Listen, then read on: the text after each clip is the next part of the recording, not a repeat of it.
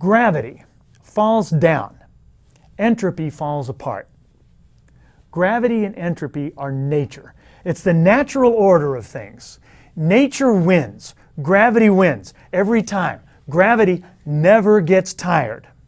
Expecting anything different than that would be like expecting to toss a ball up in the air and have it not come back down. Remember the story of Isaac Newton under the apple tree? Isaac Newton, we spoke about him a little bit earlier. He's the guy that figured out and quantified how gravity works. Well, there's a story about him under an apple tree. It's really not a true story, it's a fable. It's sort of like Washington and the cherry tree. But we'll roll with it for now. So there he is sitting under the apple tree, and doink, an apple hits him in the head. And you know what he figures out? He figures out things fall down. Fascinating. And he was right. It's the nature of things. Things do fall down. You have a personal nature too. And if you take that and fight these universal laws of nature, you will lose. It does you no good to fight nature. You will lose. We can't successfully fight our nature, but we can change it. Most of us are doing exactly the opposite.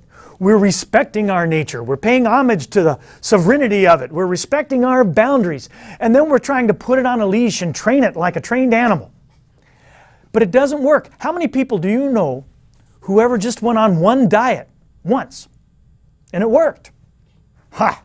We can't fight our nature. The only way to succeed is to change our nature and then cooperate with the new one. And that's pretty easy to do, you'll see. If we cooperate and align ourselves with gravity, we win too. And if we fight gravity, gravity hands us over to entropy, and we fall down, and we fall apart. So, what does all this have to do with energy? Well, everything. And you know what energy has to do with? Mass. That's what Einstein told us. What is mass? Well, it's this stuff right here. It's anything that you can see and touch, pick up, feel.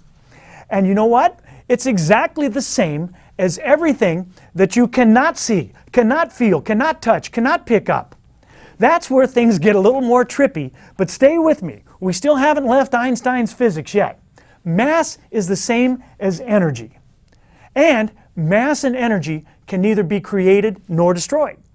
But they can flip-flop back into each other very easily. Just the same way that ice in your freezer can flip-flap into water. And if we went on with the experiment, into steam and back and forth. It's all the same. And that same energy that runs your toaster oven at home is the same energy that keeps Mars from bumping into Jupiter. And you know what else about energy? It is everywhere. It's ubiquitous. In my house, there's one manifestation of energy that I refer to as electricity. And I don't have to know a whole lot about that energy to make it work for me, huh?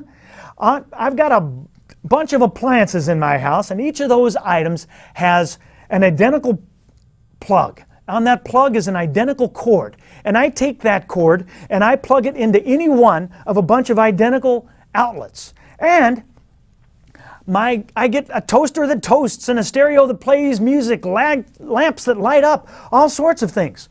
But wait a minute, if it's the same stuff, why can't my computer heat the house? Huh? Why can't my stereo word process? Why can't I listen to music on my lamp?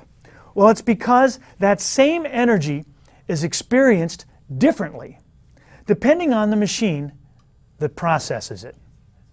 And that's important to know, because you and I are machines that process energy. Energy always moves mass, by the way. Ask anybody who's ever seen a bomb go off. So, let's take that back to the energy in my sockets at home, in my outlets. What if, instead of a plug, I take a table knife and put it into the outlet? Ha! Now I've got a new relationship with that energy in my house. Has that energy turned evil? No. It's just the way we relate to it. We are on the verge of discovering so much about ourselves. Your mass and your energy, you're going to learn about it. Your body, mind, spirit, emotion. That's what's coming up over the next 100-odd shows or so, and I hope I'll see you here. Until then, I wish you peace and positive energy. and a healthy life in energy contact. I'm gonna drive away all these doubts I've been keeping, and I'll keep